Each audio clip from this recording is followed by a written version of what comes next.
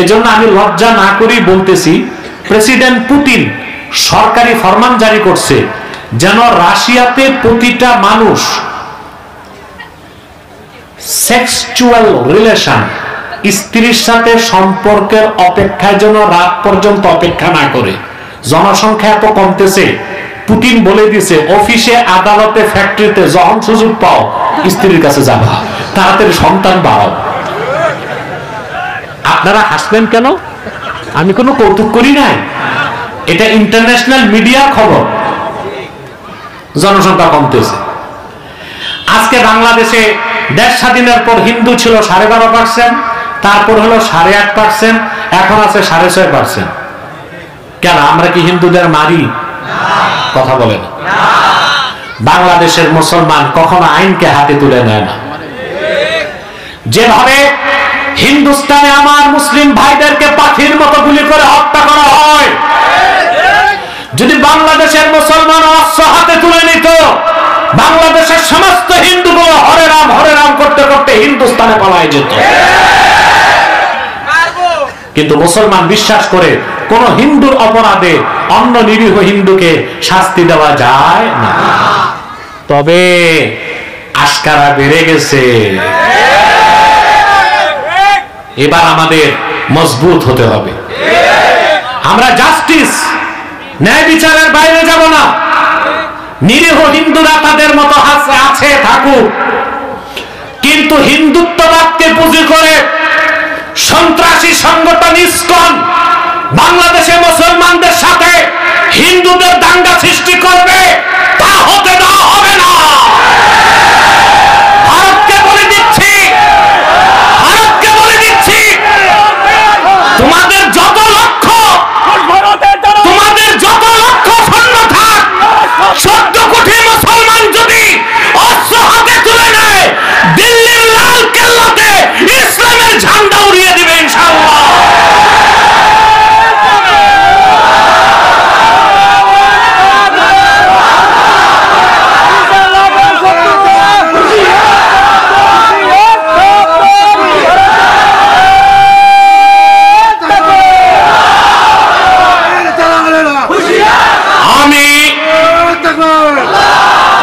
আমি মোস্তফা বিয়া কমপ্লেক্স ট্রাস্টের ময়দান থেকে বর্তমান অন্তর্বর্তী সরকারকে বলছি, অনতি বিলম্বে চট্টগ্রামের আদালত প্রাঙ্গণে আমার মুসলিম ভাইকে হত্যার বিচার বাংলাদেশের মুসলমান নির্বাচনের আগে দেখতে চায়। আদালতে প্রকাশ্যে একজন অ্যাডভোকেট সাইফুলকে হত্যা করা হলো। মানুষ মানুষকে এইভাবে মারে, তার গোস্ত হাড্ডি আলাদা করে দেওয়া হয়েছে। কোথায় পেয়েছে ইসকনের দুঃসাহস? বাংলাদেশে বিভিন্ন রাজনীতিতে ইসকনের দালালরা ঘাটতি বেড়ে বসে আছে। বাংলাদেশে যে দল ভারতের দালালি করে ক্ষমতায় যেতে চায়, তাদেরকে আমাদের বলতে হবে না, বাংলাদেশে ভারতের দালালি চলবে না। ইসকন নামে কোন সংগঠন থাকতে পারবে না। ইসকন হচ্ছে সন্ত্রাসী সংগঠন, নিষিদ্ধ করতেই হবে। অ্যাডভোকেট সাইফুলের হত্যাকারীদেরকে দ্রুত ট্রাইব্যুনালে ফাঁসির রায় দিয়ে শাস্তি কার্যকর করতে হবে। মুসলমানের ধৈর্যের বাঁধ যদি ভেঙে যায়, তখন তার আইনের পরোয়া করবে না। আল্লাহ গোপন করে রাখেন। যখনই আমরা নির্জনে নিবৃতে আল্লাহর কাছে চোখের পানি ফেলে কান্না করি, আল্লাহ তার হাবিবের সদকায় আমাদের জিন্দেগীর গুনাহ মাফ করে শিশুর মতো নিষ্পাপ বানায় দেন। এত সুযোগ, এত সুবিধা, এত অধিকার, এত মর্যাদা আল্লাহ উম্মতে মুহাম্মদীকে দিয়েছেন। পূর্বের কোন পয়গম্বরের উম্মতকে আল্লাহ এত সম্মান ও মর্যাদা দেন নাই, এত অধিকার দেন নাই, এত স্বাধীনতা দেন নাই। সুবহানাল্লাহ বলবেন না? সুবহানাল্লাহ। আমরা আল্লাহর হাবিবের উম্মত, আখিরি উম্মত। বয়স কম, কম না? কথা বলেন। 60 বছর, 70 বছর। আমার তো মনে হয় সারা পাটনায় দূরবীন দিয়ে খুঁজে 100 বছর বয়স পেয়েছে 10টা লোক দিতে পারবেন? কথা বলেন। পারবেন দিতে? 10টা দিতে পারবেন না, 100 পার হয়েছে পাবনায়। কিন্তু আল্লাহর হাবিবের উম্মত হবার কারণে সুবহানাল্লাহ। এই উম্মত 365 দিনের একটা রাত লাইলাতুল কদরের রাতটা যদি ইবাদতে কাটাতে পারে, পূর্বের পয়গম্বরদের কোন আবেদের 1000 বছরের ইবাদতের 1000 মাসের ইবাদতের সওয়াব আল্লাহ ওই উম্মতে মুহাম্মদীর আমলনামায় লিখে দিবেন। কি সুযোগ! সুবহানাল্লাহ। লাইলাতুল কদরে খায়রুম মিন আলফি শাহর। কদরের একটা রাত 1000 মাসের উত্তম। অনেক ব্যাখ্যা আছে, তার মধ্যে গ্রহণযোগ্য ব্যাখ্যা এটা যে উম্মতে মুহাম্মদের কোন ইমানদার এক রাত যদি ইবাদত করে, পূর্বের পয়গম্বরের ইমানদার আবেদের প্রায় 84 বছর ইবাদতের সমান সওয়াব আল্লাহ আমলনামায় দিয়ে দিবেন। শুধু রাসূলুল্লাহর খাতিরে, শুধু রাসূলুল্লাহর উম্মত হওয়ার কারণে। সুবহানাল্লাহ বলবেন না? এই উম্মতের সম্মান মর্যাদা কত বেশি! সুবহানাল্লাহ। বুখারী শরীফের হাদিস আল্লাহর হাবিব ইরশাদ করেছেন, নাহনুল আখিরুনা সাবিকুন। আল্লাহু আকবার। সহিহ বুখারীর ইবারত, নাহনুল আখিরুনা সাবিকুন। ভিন্ন শব্দে হাদিসটি মুসলিমও আছে। আল্লাহর হাবিব বলেছেন, উম্মত মনে রেখো, সাহাবায়ে কেরাম মনে রেখো, আগমনের দিক দিয়ে আমরা সবার পরে এসেছি, কিন্তু আখিরাতে হাসর ময়দানে মিজানে পুলসিরাতে জান্নাতে থাকবো সবার আগে। নাহনুল আখিরুনা সাবিকুন। এই ইবারতের ব্যাখ্যা আল্লামা বদরুদ্দিন আইনি উমদাতুল কারিতে লেখেন, নাহনুল আখিরুনা ফিদ দুনিয়া আস-সাবিকুনা ইয়াউমাল আখিরা। রাসূলুল্লাহ উম্মতকে বলেছেন, উম্মতে মুহাম্মাদী, আমার উম্মত, তোমরা আসছো সব উম্মতের পরে, কিন্তু আমার উম্মত হবার কারণে তোমরা হাসর ময়দানে থাকবা সবার আগে। হাসর ময়দানে সামনের কাতারে তোমরা, মিজানের পাল্লায় সামনের কাতারে তোমরা, কাউসারের কাছে তোমরাই আগে, পুলসিরাতে তোমরাই আগে, জান্নাতের দরজায় তোমরাই আগে, জান্নাতে ঢুকবা তোমরাই আগে। আল্লাহু আকবার। এই হচ্ছে আমাদের শান, আমাদের মর্যাদা, আমাদের শ্রেষ্ঠত্ব। কিন্তু আমরা বাঙালি সব ভুলে গেছি। এখন আমরা পরিচয় দেই আমরা বাঙালি, আমরা বাংলাদেশি। এগুলো আমাদের কোনো পরিচয় না। আমাদের প্রিন্সিপাল আইডেন্টিটি, আমরা হচ্ছে উম্মতে মুহাম্মাদী, আমরা শ্রেষ্ঠ জাতি। আমাদের অধিকার বেশি, সম্মান বেশি, আমাদের স্বাধীনতা বেশি, আমাদের দায়িত্ব এবং কর্তব্য বেশি। ঠিক না? কথা বুঝতেছেন? সুবহানাল্লাহি বিহামদিহি। রাসূলুল্লাহর হাদিসের ব্যাখ্যাটা দেখেন, সাল্লাল্লাহু আলাইহি ওয়াসাল্লাম। আওয়াজটা বার দিচ্ছি। দেখুন, আমরা আসছি পরে, বেহেশতে যাব, এটা বুঝাবো একটু। কথা বলেন। আপনার বিদেশ গেছেন যারা, প্লেনে গেছেন, ঠিক না? এয়ারক্রাফট বা প্লেনে 3টা ক্লাস থাকে, first class, business class, economy class. এখন বিভিন্ন এয়ারলাইন্স আরেকটা ক্লাস খুলেছে, প্রিমিয়াম ইকোনমি। তো মোটামুটি সবচেয়ে দামি সিট, সম্মান বেশি, ভালো ভালো খাবার, যত্ন বেশি বিজনেস ক্লাসে। এটা হচ্ছে ইকোনমি ক্লাসে, যেটা টিকিট 50,000, বিজনেস ক্লাসে ওই টিকিটটার দাম হবে একই প্লেনে 2 লাখ টাকা। ঠিক না? আর আপনি বিদেশ যাবেন, ইকোনমি ক্লাসের যাত্রীকে এয়ারপোর্টে যেতে হয় প্লেন ছাড়ার কমসে কম 4 ঘন্টা আগে। কয় ঘন্টা আগে?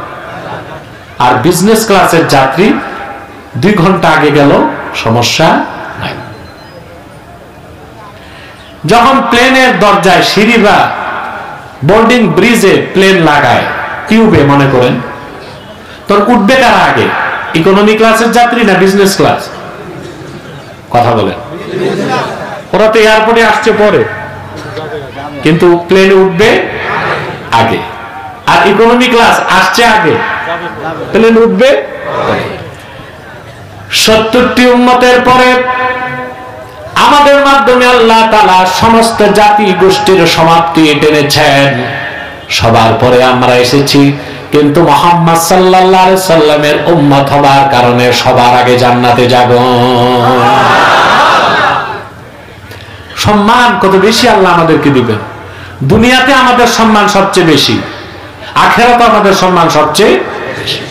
দুনিয়াতে আল্লাহ আমাদেরকে কি সম্মানটা দিচ্ছে দেখেন না, আল্লাহ কোরআন কারীমে বলেছেন وَكَذَلِكَ جَعَلْنَاكُمْ أُمَّةً وَسَطًا لِتَكُونُوا شُهَدَاءَ عَلَى النَّاسِ। আর এভাবে উম্মতে মুহাম্মাদি আমি তোমাদেরকে শ্রেষ্ঠ জাতি এবং ন্যায়পরায়ণ জাতি বানায় দিয়েছি। আমার তরজমাটা খেয়াল করেন, وَكَذَلِكَ جَعَلْنَاكُمْ أُمَّةً وَسَطًا। অধিকাংশ বক্তা বা স্কলারকে দেখি তরজমা করে, আর এভাবে আমি তোমাদেরকে মধ্যপন্থী উম্মত বানাইছি। না, এই তরজমা পরিপূর্ণ না। এই তরজমা কোন তাফসিরে এই তরজমা আসে নাই। আমাদের দেশের বক্তার মৌলবী সাহেবরা ওয়াজ করে, তাফসিরটা একটু দেখে না। وَكَذَلِكَ جَعَلْنَاكُمْ أُمَّةً وَسَطًا সমস্ত তাফসিরে আসছে, হাদিসের অসংখ্য রওয়ায়াত আসছে, মধ্যপন্থী বলা হয় না উম্মতে মুহাম্মাদিকে, বলা হয়েছে উম্মাতাও ওয়াসাতা, আই খিয়ারাও ওয়া আদলা। উম্মতে মুহাম্মাদি আমি তোমাদেরকে শ্রেষ্ঠ উম্মত বানাই দিয়েছি, আমি তোমাদেরকে ন্যায়পরায়ণ উম্মত বানাই দিয়েছি। কেন?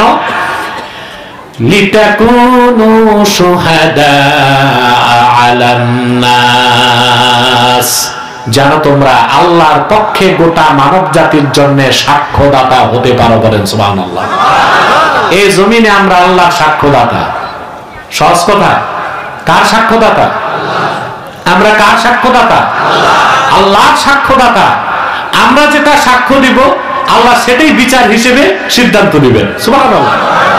হাসর ময়দানে আদম থেকে ঈসা পর্যন্ত লাখের উপর পয়গম্বর আর তাদের ঈমানদার উম্মতদের পক্ষে আমরা সাক্ষ্য দিব। হাদিস সাক্ষ্য দেয়, ও মিয়া সাহেব আবার রোদ দেখে উঠতেছেন, বৃষ্টি আসলে না একটা কথা, বৃষ্টি তো নাই, রোদের কারণে কেউ ভয় পায়। একটু ধৈর্য ধরেন, একটু ধৈর্য ধরেন। প্যান্ডেলটা আরো বড় করা দরকার ছিল, তাহলে মানুষগুলো দূরে না বসে ছায়ায় প্যান্ডেলে এসে বসতে পারত। প্যান্ডেলের বাইরে তো রোদ।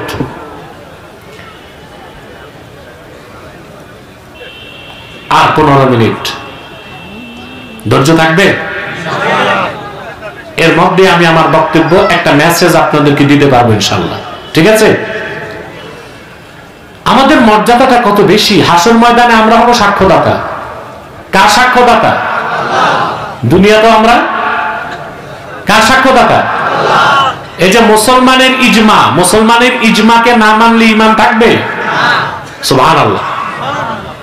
আমাদের দেশে অনেকে আছে ইজমাকে দলিল মানে না, বলে কোরআন সুন্নাহই তো দলিল। অবশ্যই কোরআন সুন্নাহ মূল দলিল, ইজমা এবং কিয়াসও দলিল। ইজমা এবং কিয়াসও দলিল। এখন ইজমা যে দলিল তার প্রমাণ হচ্ছে কোরআনের এই আয়াত, وَكَذَلِكَ جَعَلْنَاكُمْ أُمَّةً وَسَطًا لِتَكُونُوا شُهَدَاءَ عَلَى النَّاسِ। উম্মতে মুহাম্মাদি তোমাদেরকে আমি শ্রেষ্ঠ উম্মত, ন্যায়পরায়ণ উম্মত বানাই দিয়েছি, যেন তোমরা মানব জাতির জন্য সাক্ষ্যদাতা হতে পারো। কার পক্ষে? সেজন্য উম্মতে মুহাম্মাদির ইজমা যদি হয় কোন বিষয় হালাল, আল্লাহ সেটাকে হালাল বলেন। উম্মতে মুহাম্মাদের আলেমরা যদি ইজমা করে বলে এটা হারাম, আল্লাহর দৃষ্টিতে এটা হারাম। উম্মতে মুহাম্মাদের ইজমা যদি হয় কোন দলকে বলা হয় তারা কাফের, আল্লাহর দৃষ্টিতে ওই দলটা কি? কাফের। উম্মতে মুহাম্মাদের ইজমা যদি হয় কোন ফেরকা বাতিল, আল্লাহর দৃষ্টিতে ওই ফেরকাটা বাতিল। কারণ আল্লাহ আমাদের বানাই দিয়েছেন কি? সাক্ষ্যদাতা। সুবহানাল্লাহ বলবেন না? এটা দুনিয়ায়। আর আখিরাতে আল্লাহ রাব্বুল আলামিন আদম থেকে ঈসা পর্যন্ত জলিলুল কদর পয়গম্বরদেরকে জিজ্ঞেস করবেন, তোমরা রিসালাতের দায়িত্ব পৌঁছেছো নাকি? নূহ আলাইহিস সালামের কওমকে আল্লাহ বলবেন, জিজ্ঞেস করবেন দায়িত্ব তোমরা তোমাদের কাছে নূহ পৌঁছেছিল নাকি? নূহকে আল্লাহ বলবেন হাল বাল্লাগতা, নূহ তুমি আমার পক্ষ থেকে পেগাম তোমার জাতির কাছে পৌঁছেছো নাকি? তিনি বলবেন আল্লাহ পৌঁছিয়েছি। নূহ আলাইহিস সালামের জাতি বলবেন আল্লাহ নূহ আমাদের কাছে তোমার পয়গাম পৌঁছায় নাই। চিন্তা করছেন, নবীর বিরুদ্ধে সাক্ষ্য দিবে উম্মত, ফয়সালা দিবেন কে? আল্লাহর বিচারে সাক্ষ্য থাকবে কিনা বলেন? কথা বলেন। আল্লাহ তো সব জানেন, কিন্তু আল্লাহর বিচার হবে, আল্লাহর বিচার হবে 100% ট্রান্সপারেন্সির সাথে। সুবহানাল্লাহ। সাক্ষ্য লাগবে কিনা? কথা বলেন। আল্লাহ রাব্বুল আলামিন নূহকে বলবেন, নূহ তোমার জাতি বলে তুমি রিসালাতের দায়িত্ব পৌঁছাও নাই, আমি সব জানি, কিন্তু তোমার পক্ষে সাক্ষ্য আছে নাকি? নূহ নবী বলবেন আল্লাহ আজকে আমার পক্ষে সাক্ষ্য দিবে উম্মতে মুহাম্মাদী। আল্লাহ উম্মতে মুহাম্মাদীকে জিজ্ঞেস করবেন নূহ কি তার জাতির কাছে আমার দাওয়াত পৌঁছাইতেছে? উম্মতে মুহাম্মাদী বলবে আল্লাহ যথাযথভাবে নূহ দায়িত্ব পৌঁছায় দিয়েছে। এভাবে হযরত ইব্রাহিমের পক্ষে, মুসার পক্ষে, ঈসার পক্ষে উম্মতে মুহাম্মাদী সাক্ষ্য দিবে। প্রত্যেক কওমের লোক আল্লাহর কাছে আর্গুমেন্ট করবে, আল্লাহ যে উম্মতের সাক্ষ্য নিচ্ছে ওরা তো আসছে আমাদের পরে, কথা বলে না, তোরা সাক্ষ্য দেয় কেমনে? আল্লাহ উম্মতে মুহাম্মাদীকে জিজ্ঞেস করবেন কেমনে সাক্ষ্য দিলা? উম্মতে মুহাম্মাদী বলবে আল্লাহ তাআলা তোমার আখিরি নবী মুহাম্মদ সাল্লাল্লাহু আলাইহি সাল্লামের উম্মত আমরা, আদম থেকে ঈসা পর্যন্ত সকল পয়গম্বর যথাযথ দায়িত্বের সাথে তাদের নিজ নিজ উম্মতের কাছে দাওয়াত পৌঁছিয়েছে। তোমার আখিরি নবী আমাদের নবী মুহাম্মদ সাল্লাল্লাহু আলাইহি সাল্লাম সেটা বলে গিয়েছেন। আল্লাহর হাবিব আল্লাহ তোমার আখিরি নবী মুহাম্মদ সাল্লাল্লাহু আলাইহি ওয়াসাল্লাম ওনার উপর অবতীর্ণ কোরআনেই তো তুমি বলে দিয়েছো আদম থেকে ঈসা পর্যন্ত তোমার পক্ষে প্রেরিত নবীগণ যথাযথ দায়িত্বের সাথে দাওয়াত পৌঁছিয়েছেন, সেই দৃষ্টিকোণ থেকে সাক্ষ্য দিয়েছি। আল্লাহ রাব্বুল আলামিন উম্মতে মুহাম্মাদীর সাক্ষ্য গ্রহণ করবেন আর পূর্বের পয়গম্বরগণকে তাদের উম্মতদের পক্ষ থেকে দেওয়া অপবাদ থেকে মুক্ত করে দিবেন। এমন এক মর্যাদাবান উম্মত আমরা, সুবহানাল্লাহ বলবেন না? হাসর ময়দানে আমাদের দাম কত বাড়বে চিন্তা করতে পারবেন না। আল্লামা মাহমুদ আবুসি রাহমাতুল্লাহি আলাইহি রুহুল মাআনির মধ্যে লেখেন ওয়া ইউদাউ লিল মুমিনিনা ইয়াওমা ইদিন কারাসি মিন যাহাবিন ওয়া ইউযাল্লালু আলাইহিমুল গামাম। হাসর ময়দানে প্রত্যেক ঈমানদার উম্মতে মুহাম্মাদীকে হাসরে বসার জন্য আল্লাহ তাআলা এক একটা স্বর্ণের কুরসি বিছায় দিবে। প্রত্যেক উম্মতে মুহাম্মাদীকে হাসরে বসার জন্য আল্লাহ তাআলা এক একটা স্বর্ণের চেয়ার বিছায় দিবেন। সুবহানাল্লাহ। আর উম্মতে মুহাম্মাদীর মধ্যে যারা আলেমে তাকি, আলেমে পরহেজগার আলেম, তাদেরকে আল্লাহ দাঁড়াবার জন্য এক একটা নূরের মিম্বর দিবেন। বাতিল আলেম না, দেশে কিছু আছে মুনাফিক আলেম, দালাল আলেম, এদের কাজই হচ্ছে সরকার যেই আসুক সরকারের কাছ থেকে হালুয়া রুটির ভাগ নেওয়া।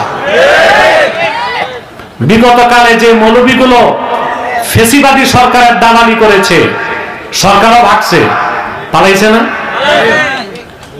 শুধু পালাইছে ভাই, কেউ পালাইছে স্বামীর বাড়ি,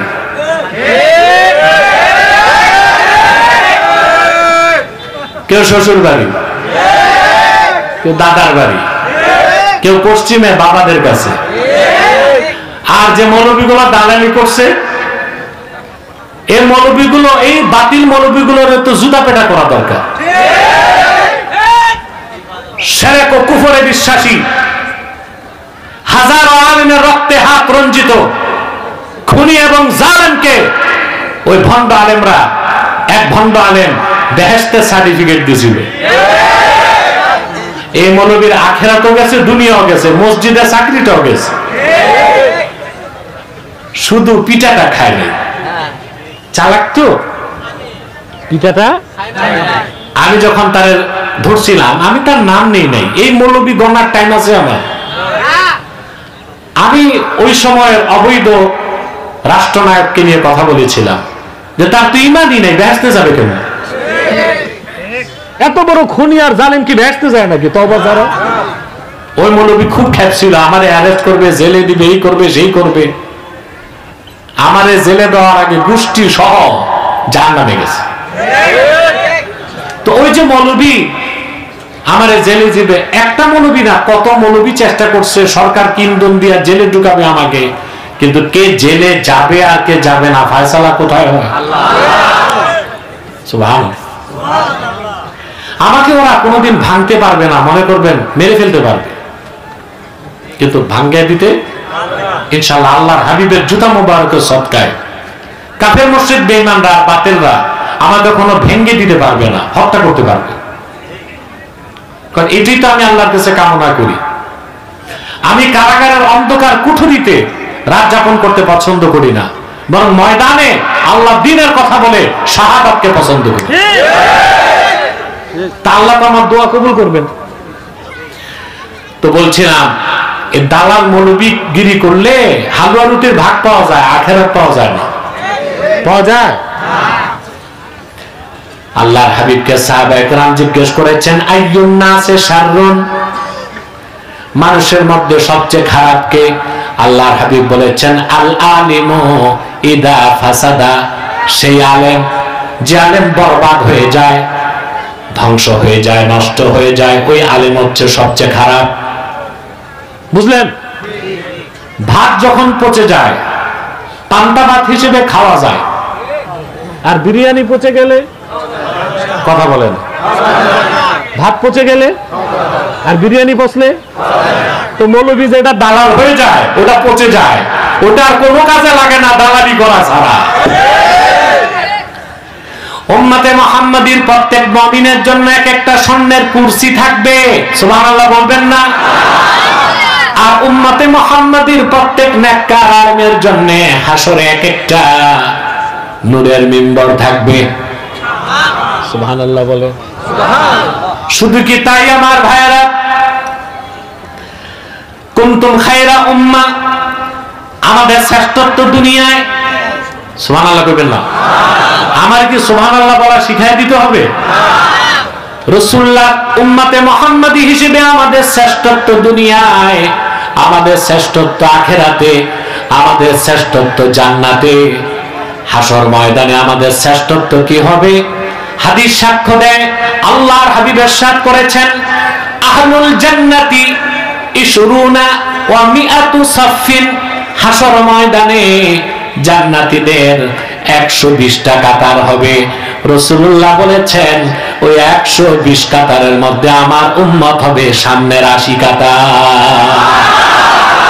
সুবহানাল্লাহ। আদম থেকে ঈসা পর্যন্ত লাখের উপর পয়গম্বর যারা, তাদের ইমানদার উম্মত সবারটা মিলে হবে মোটে 40 কাতার, আর আমরা উম্মতে মুহাম্মাদী হব 80 কাতার। দেখেন না পৃথিবীতে আজকে আল্লাহর হাবিব মুহাম্মদ সাল্লাল্লাহু আলাইহি সাল্লামের আনিত দ্বীন ইসলাম পরিপূর্ণ হওয়ার ১৫০০ বছর পরে সারা পৃথিবীতে এখন মুসলমানের সংখ্যা প্রায় 200 কোটি, আর মানুষ আছে 800 কোটি। 200 কোটি তো আমরা, 200 কোটি আমরা। এই 200 কোটি মানুষের হাত কত? 400 কোটি। পৃথিবীতে এই 200 কোটি মুসলমান এক থাকলে কিসের ঘোড়ার ডিমের পরাশক্তি আর ধরা শক্তি? কেউ তো দাঁড়াতে পারে না। আর মুসলমানের সংখ্যা দিন দিন বেড়ে চলছে।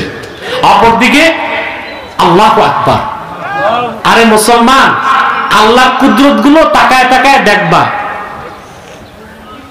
আর আল্লাহর গজব যাদের উপর, ওই গজব গুলো কেমনে আসে ওগুলো দেখবা।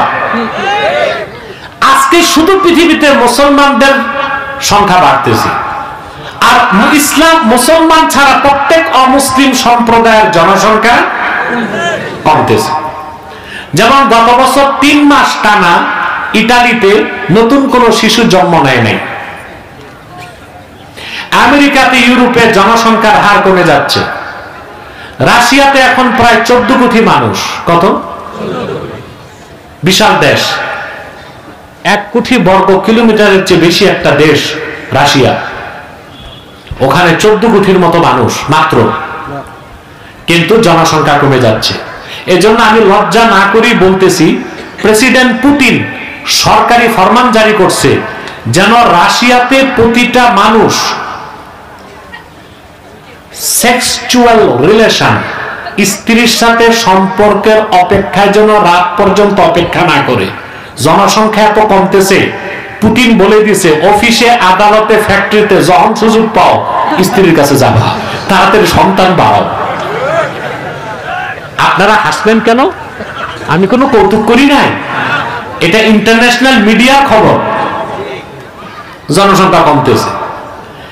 আজকে বাংলাদেশে দেশ স্বাধীনের পর হিন্দু ছিল 12.5%, তারপর হলো 8.5%, এখন আছে 6.5%। কেন? আমরা কি হিন্দুদের মারি? কথা বলেন। বাংলাদেশের মুসলমান কখনো আইনকে হাতে তুলে নেয় না। যেভাবে হিন্দুস্তানে আমার মুসলিম ভাইদেরকে পাখির মতো গুলি করে হত্যা করা হয়, যদি বাংলাদেশের মুসলমান অস্ত্র হাতে তুলে নিত, বাংলাদেশের সমস্ত হিন্দুগুলো হরে রাম করতে করতে হিন্দুস্তানে পালায় যেত। কিন্তু মুসলমান বিশ্বাস করে কোন হিন্দুর অপরাধে অন্য নিরীহ হিন্দুকে শাস্তি দেওয়া যায় না। তবে আশকারা বেড়ে গেছে। এবার আমাদের মজবুত হতে হবে। আমরা জাস্টিস, ন্যায় বিচারের বাইরে যাব না। নিরীহ হিন্দুরা তাদের মতো আছে থাকুক, কিন্তু হিন্দুত্ববাদকে পুঁজি করে সন্ত্রাসী সংগঠন ইসকন বাংলাদেশে মুসলমানদের সাথে হিন্দুদের দাঙ্গা সৃষ্টি করবে, তা হতে দেওয়া হবে না। ভারতকে বলে দিচ্ছি, তোমাদের যত লক্ষ সৈন্য থাক, 14 কোটি মুসলমান যদি অস্ত্র হাতে তুলে নেয়, দিল্লির লাল কেল্লাতে ইসলামের ঝান্ডা উড়িয়ে দিবে ইনশাআল্লাহ।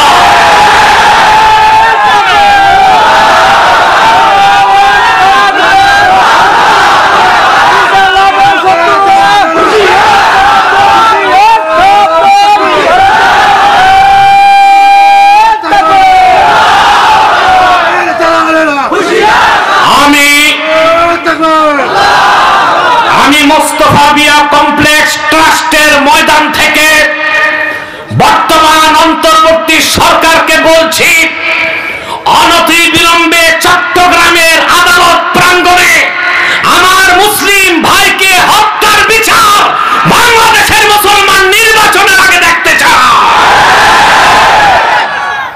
আদালতে প্রকাশ্যে একজন অ্যাডভোকেট সাইফুলকে হত্যা করা হলো। মানুষ মানুষকে এইভাবে মারে, তার গোস্ত হাড্ডি আলাদা করে দেওয়া হয়েছে। কোথায় পেয়েছে ইসকন এই দুঃসাহস? বাংলাদেশে বিভিন্ন রাজনীতিতে ইসকনের দালালরা ঘাটতি বেড়ে বসে আছে। বাংলাদেশে যে দল ভারতের দালালি করে ক্ষমতায় যেতে চায়, তাদেরকে আমাদের বলতে হবে না, বাংলাদেশে ভারতের দালালি চলবে না। ইসকন নামে কোন সংগঠন থাকতে পারবে না। ইসকন হচ্ছে সন্ত্রাসী সংগঠন, নিষিদ্ধ করতেই হবে। অ্যাডভোকেট সাইফুলের হত্যাকারীদেরকে দ্রুত ট্রাইব্যুনালে ফাঁসির রায় দিয়ে শাস্তি কার্যকর করতে হবে। মুসলমানের ধৈর্যের বাঁধ যদি ভেঙে যায়, তখন তার আইনের পরোয়া করবে না। ভারতে ওরা নির্যাতন করে আমাদের উপর, এখন সংখ্যাগরিষ্ঠ আমরা বাংলাদেশে, এখানে নির্যাতন করে আমাদের সহনশীলতারে দুর্বলতা পাইছো। বেটা, সিংহ ঘুমায় থাকলে ঘুমায় থাকতে দাও, সিংহের কানে সুরসুরি দিও না। হুঙ্কার যখন সিংহগুলো দিবে, তো হরে রাম করতে করতে পালায়াও, বর্ডার ক্রস করার টাইম পাবা না। আমরা এই দেশে কোন হিন্দুর গায়ে হাত দেই না, দেই হিন্দুর সংখ্যা কমছে কেন? প্রশ্ন আছে না? বাংলাদেশ জনসংখ্যা অধিদপ্তর 2021 সালে দেখেছে নাটকীয়ভাবে হিন্দুদের প্রজনন ক্ষমতা কমে যাচ্ছে। তো ওদের ফ্যাক্টরি ফিউজ হয়, আমরা কি করব? কথা বলেন।